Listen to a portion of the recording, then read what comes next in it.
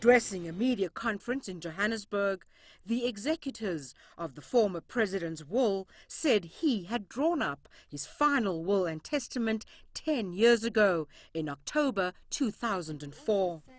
Beneficiaries of his estate include his wife Graca Machel, his children, grandchildren and great-grandchildren, as well as several members of his staff. A close reading of the will will still have to be done in order for us to have a full grasp of the interaction between assets in the trusts and assets which are personally held, which were personally held by the deceased former President, Mr. Mandela. Madiba left 50,000 rands each to some of his loyal workers, such as his executive secretary, his personal assistant and his personal chef.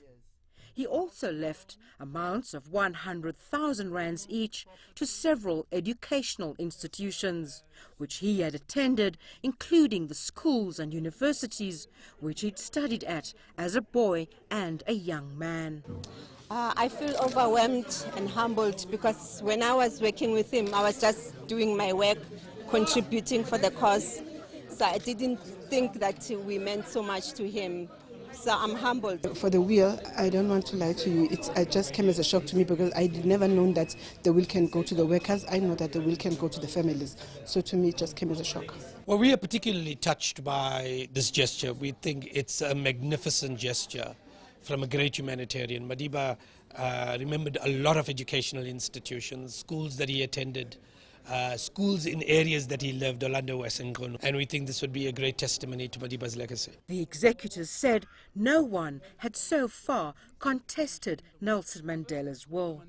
They said his widow, Graca Machel, was entitled to 50% of his estate because the couple had been married in community of property.